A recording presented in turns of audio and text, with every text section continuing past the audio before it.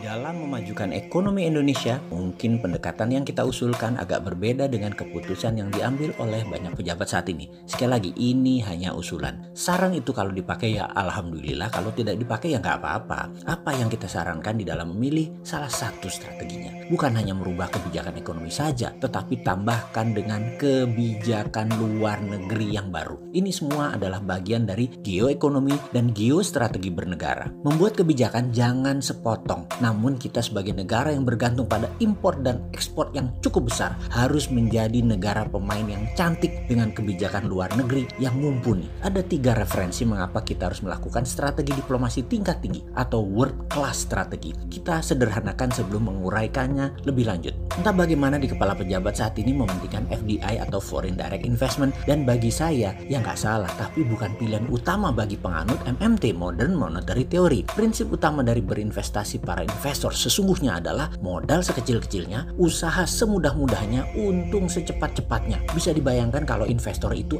asing yang globalis. Mana mikir dia mau aset Indonesianya rusak, sumber daya alamnya habis, juga tidak mikir mau alih teknologi agar buruh Indonesia pinter, tidak juga mikir bagaimana buruh skillnya, keterampilannya naik. Kalau perlu semuanya high teknologi, sedikit tenaga kerja lokalnya. Lalu sesungguhnya dengan pemikiran globalis sebagai investor, apa yang Indonesia sesungguhnya dapatkan? Rakyat itu dapat apa? Negara dapat pajak. Mereka investor pasti minta tax holiday dengan berbagai alasan. Sementara kalau tax holiday tidak ada atau insentif pajak tidak diberikan, maka jangan-jangan omnibus law secanggih apapun ya tidak akan seksi banget untuk FDI atau Foreign Direct Investment. Tetapi untung juga kalau ternyata FDI-nya sedikit yang masuk ke Indonesia saat ini. Jadi kita yang pendukung MMT yang prinsipnya lower tax atau kemudahan tax dan mendukung tax holiday, jadi terselamatkan aset sumber daya alam, tidak kesedot semua dengan cara-cara yang kasar seperti itu. Jadi yang sudah diputuskan oleh banyak pejabat saat ini adalah tetap dukung investasi asing karena dalam tanda petiknya Indonesia perlu uang asing untuk membangun. Oke, silakan. Ini sekali lagi yang membedakan platform ekonomi bernegara saat ini yang dijalankan dengan teori kita, yaitu MMT, Modern Monetary Theory. MMT tidak memerlukan uang asing untuk membangun negara sendiri. Oke lah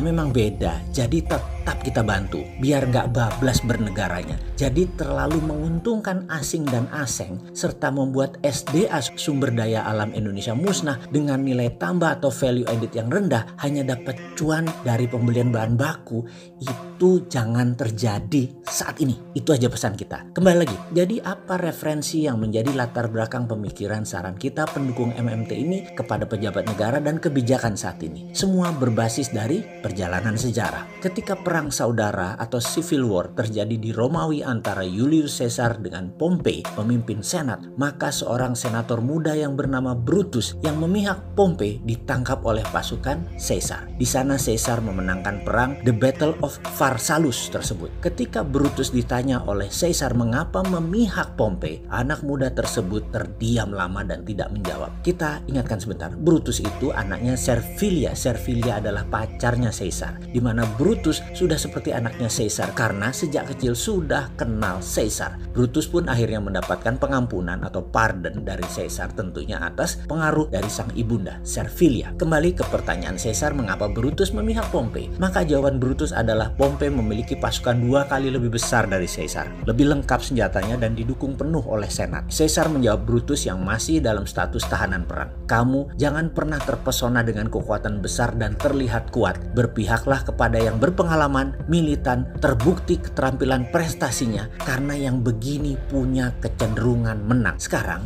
kita dalam perang dagang Amerika Tiongkok harus hati-hati sekali. Diplomasi luar negerinya, lobby-lobby politiknya, kebijakan-kebijakannya, hati-hati. Juga dalam hal ini sahabat, kita bebas menganalisa siapa Pompei pada saat ini, siapa Caesar pada saat ini dalam perang dagang Amerika Tiongkok. Kalian yang memutuskan siapa Pompei, siapa Caesar. Sejarah kedua, di awal perkembangan Eropa di tahun 1100-an maka ada sebuah wilayah kecil namun super makmur bernama Venesia. Posisinya strategis berada di tengah 2 negara besar, Yunani dan Romawi. Yunani menguasai sisi utara Laut Aegean dan sisi muka Samudra Atlantis. Sisi Romawi menguasai selatan Eropa sampai Afrika Utara. Venesia harus tepat memihak siapa dalam perang Thucydides Trap antara 2 negara besar tadi. Melihat posisi strategis kedua negara tadi, Venesia berada di tengahnya. Seperti Indonesia dengan Selat Malakanya dalam hal Tiongkok Amerika pada saat ini. Venesia Fenisia membaca kekuatan militer keduanya, kekuatan sistem ekonomi keduanya, kendali pasar dan pengaruhnya ke berbagai wilayah. Yunani ternyata lebih unggul, walau masih terbilang lebih muda karena Yunani menguasai sisi Eropa Utara, Eropa Barat yang tumbuh cepat ketimbang sisi utara Afrika dan sisi selatan Eropa atau Italia pada saat itu. Kebebasan berpikir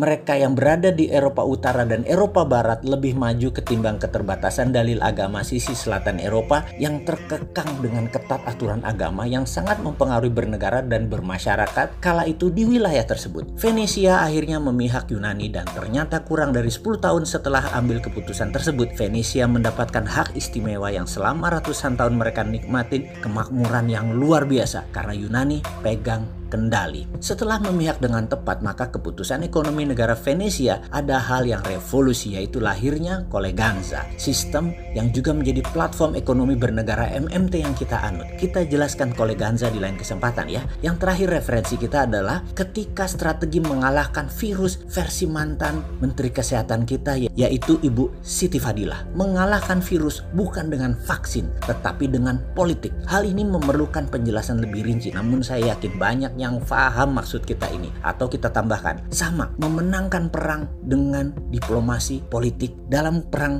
dagang kali ini. Itu pun bisa. Kita ambil contoh lagi. Kita semua tahu ISIS adalah hornet nest-nya strategi Israel dan Amerika. Kita tahu yang merancang adalah tim Partai Demokrat yang bosnya bernama Madam Secretary Hillary Clinton. ISIS tombol utamanya ada di Madam Secretary ini. Kalau dulu mantan Presiden Pak SBY mengerti strategi politik ini, maka tidak mungkin ada teroris meledakkan bom lebih dari 10 kali selama Pak SBY menjabat. Sahabat, urusan begini, yaitu teroris di tanah air, jangan ragukan ke NKRI-annya si Bosman Sontoloyo ini. Saya ada di pusaran utama melawan itu semua. Jadi apa kesimpulan kita sejauh ini? Ingin memenangkan perang melawan COVID, ingin bermain dua kaki ala Venesia, lalu memihak yang punya kecenderungan menang dan membangun tanpa asing-asing. Yuk kita diskusi. MMT selalu siap untuk dipakai kok. Bener deh, ayo kita duduk bersama selesaikan masalah bangsa dan negara. Kalau duduk bersama tidak selesaikan masalah, yuk kita tidur bersama. Gitu kan ya, tidur itu supaya mimpi lagi, gitu loh maksudnya.